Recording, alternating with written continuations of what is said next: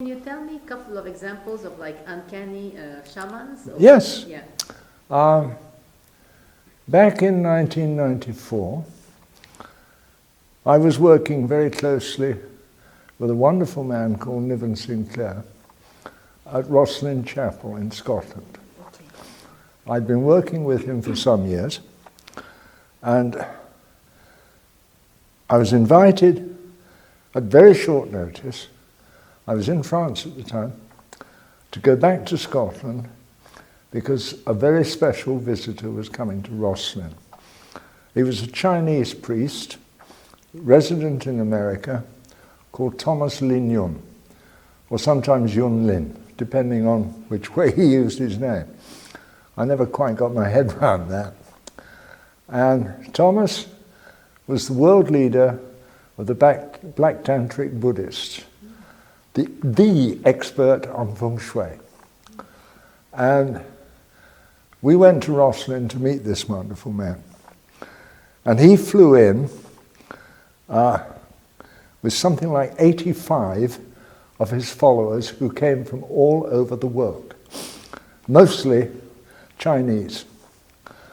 And we arranged a reception party for them, and we sent visitors out, some of our team out to the airport to meet them.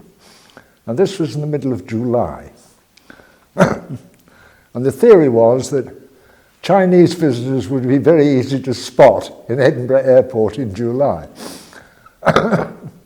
Well, the higher power, as I call God, has a somewhat bizarre sense of humour, because that particular day, Heathrow was fog-bound, and they diverted a jumbo jet full of Japanese tourists to Edinburgh.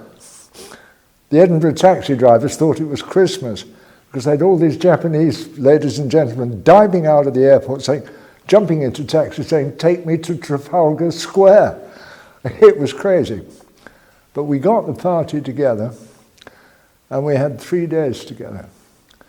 And it was wonderful, because my teacher at the time, Michael Benteen, was there. And Michael and Thomas talked across the table with a very beautiful lady doing the translation. So Thomas would say something in Chinese. This wonderful looking lady would then translate into English, and Michael would reflect on it and respond in English and then be translated back again. We also went out into the countryside tracing energy lines, ley lines. And Thomas could dowse just by standing there. He didn't even use his hands, much less dowsing rods. And we were all in awe of this, and we were standing by with dowsing rods to check what he told us. And he was always right. And at the end of the 3 days, 4 of us were selected to be blessed by this great man. And we were told to pray to whatever God we believed in for our heart's desire. Now, my wife at that time was dying of leukemia, and she was in a state of total denial that she was going to die at all. It was a bizarre situation. That was her way of coping.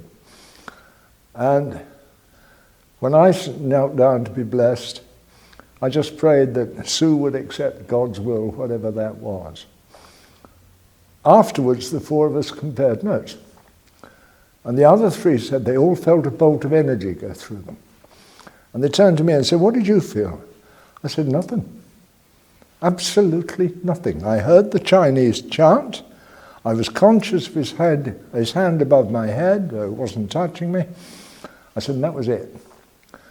I drove back to Devon the following day, 500-mile drive, and I come in the back door, and my wife is in the corridor, looking very agitated and excited. And she said, "What was going on in Rosslyn at 9:30 last night? Because I knew it was you buggers." I said, "Well, what do you mean?" She said, "Well, a bolt of energy came through this house that rattled the windows." And her whole attitude began to change. And she died at peace with the world and with her fate about 6 weeks later. And that change of attitude, I'm quite convinced, was down to Thomas. That wasn't the only one. In 1997, I had a business deal go very badly wrong, and I ended up about £10,000 in debt. By this time, I'm a pensioner. I don't have an income to cover this. And I simply, my then partner said, well, what are you going to do about it? I said, do what I was told. I said, my teacher, who at that time was a wonderful French mystic called Frederick Lionel, he said, you must continue. You have a sacred duty, you must continue. So I kept writing. And I had an associate living in France called Guy Jourdain. And Guy was gay, eccentric. He used to blue rinse his beard even. And his main claim to fame was that he had previously been General de Gaulle's personal astrologer when the general was president of France. His technical title was actually press attaché at the Ministry of Defense. But in real terms, he was the old man's stargazer.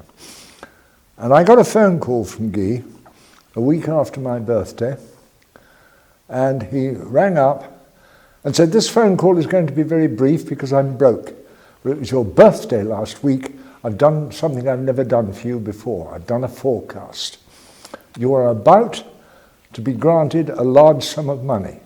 You must use it for precisely the purpose you're giving it. Happy birthday, goodbye. Now, I'd been discussing with an American I'd never met, writing a particular book. And I couldn't write it because I didn't have the money to do the research.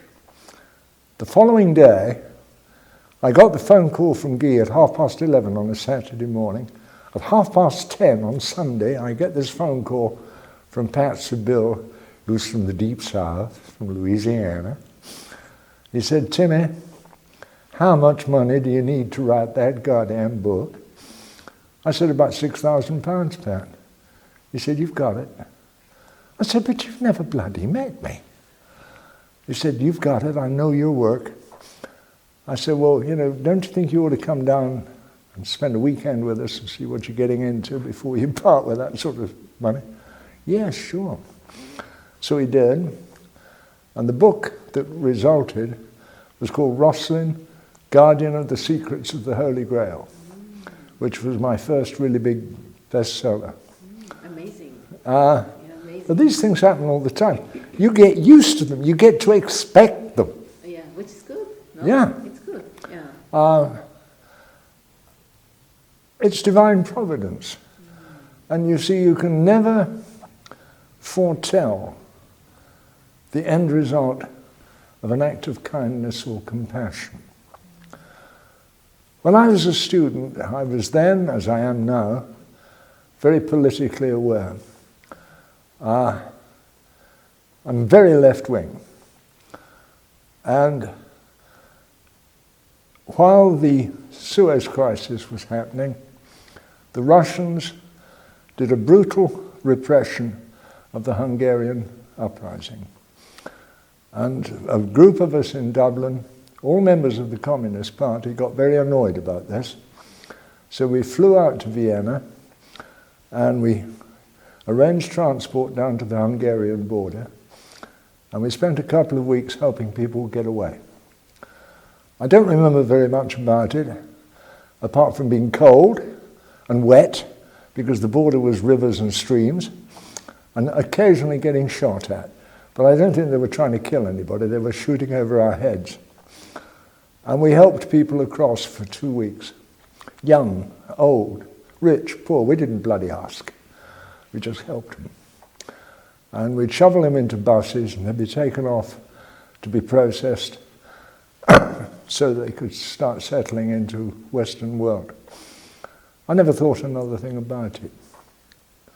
Then, about 6 or 7 years ago, I was giving a talk in Canada to raise money for the Shriners Hospital for children. I was in Montreal. And the lady who organized this was an immigrant to Canada who had a very sick child that was treated free at the Shriners. So it was her way of saying thank you. And I was only too delighted to cooperate. At the end of the talk, I was approached by a small young man, late 30s, called Patrick DeCosis, who said, "I want you to be my teacher." And I said, "Well, I'm not a teacher." I said, "I can guide you into certain practices which will open your spirit if you do them with patience and persistence. That's all I can do. And we can discuss how to apply what you learn in the real world." And we arranged to have an hour-long Skype conversation every week. And that went on for a year. At the end of the year, he came to France and spent a week with me when I was living on the Côte d'Azur. He then went back to Canada, where he had a very responsible job. He was a neuroscientist working for a company developing diagnostic equipment. And he started to get very dissatisfied with this. After another year, in the course of a conversation, he said, "I want to come back to France, but this time I want to go to the Languedoc." So I said, "Well, I have a car. I know some cheap places to stay. If you fund the petrol in the hotel, we can do it." So I picked him up from Nice airport, and we drove down to Rennes-les-Bains. I took him to a sacred site called Les Capitales, which is a rather strange collection of stone, beehive-shaped dwellings. Precise function and age nobody knows because it's never been excavated. And some of these were obviously houses. Others are not. They're solid. But they have niches built into them. And Patrick meditated in one of these niches. And when he came back to the car, he said, "I've got to come back to France." I said, "Well, for how long?" He said, "Permanently." I said, "Fine." I said, "But how are you going to do it? As a Canadian citizen, you will not have the right to live here." He said, "Well, my mother was Irish." I said, "Well, there's your answer. You get an Irish passport," which he did. So he went back to Canada, saved his money, and he was getting very dissatisfied with his employers because they wanted him to falsify his research to make it easier to sell their equipment. And he found this unacceptable. He came down to live in the Languedoc about 4 years ago, about 2 weeks before I did, because I moved down here at the same time. And I knew from previous conversations with him that his father had just been diagnosed with terminal cancer. And I said, "Well, what did your father think when you said you were going to emigrate?" He said he was very concerned. And he said, "Who the bloody hell is this teacher of yours?" And Patrick showed him a photograph of me. Now, the photograph was taken about a year previously. I am not remotely resembling the young man I was in 1956. Now I had a beard, I'm old, I'm grey, I'm wrinkled, and the father went white and said, "Everything's going to be all right, you go for it, son." And Patrick said, "Well, how do you know, Dad?" He said, "I will never forget the eyes of the man who saved my life." Oh my goodness. Now, I have no way of knowing whether that is true or not. I can't remember. But apparently the father was a 15-year-old kid escaping from Hungary. Oh my goodness. Life is strange. Yes. It's fun. Yeah. It's fascinating. And acts of kindness and compassion have long-term effects you can never calculate. If that boy hadn't got out of Hungary, would Patrick be alive? Just for starters. We can't tell. And that brings me to a very important principle. Gandhi once said, it doesn't matter what you do in life. What matters is you do it well. We do the work, Almighty God decides the outcome. And one of the most transformative things that happened to me happened about 32 years ago. I was at a convention for recovering alcoholics, and one of the speakers was a very well-known actor who's since gained an Oscar, a plethora of film roles, and has also composed some rather beautiful music, which was broadcast a couple of years ago. And he said that he would write out a little 4-line list of instructions to himself, which he would pin over his dressing room mirror, whether he was on stage or on a film set. Do the work that's in front of you to the best of your ability. If you're not prepared to do the best, why do it? Ask for nothing. Expect nothing. That's the hard one. Accept everything that comes. And that changed my life. And the actor was? Tony Hopkins. I see. Anthony Hopkins, yeah. Yeah. I love this actor. Oh, a lovely man. Again, he follows a spiritual path. It's that simple. And it doesn't matter which one. What matters is the patience and persistence to keep going. And there's an extra couple of lines on the end of the Serenity Prayer which have saved my bacon on a time or two. And the courage to continue to do what I know to be right when all about me seems hopeless. It's all a matter of trust. Trusting in the divine. And that comes through experience. Yes, you hear me or somebody else say this, and you say, oh, that sounds very fast. How the hell do you do it? Well, you learn the hard way. None of us have a necessarily easy ride. And anybody who says life is perpetually beautiful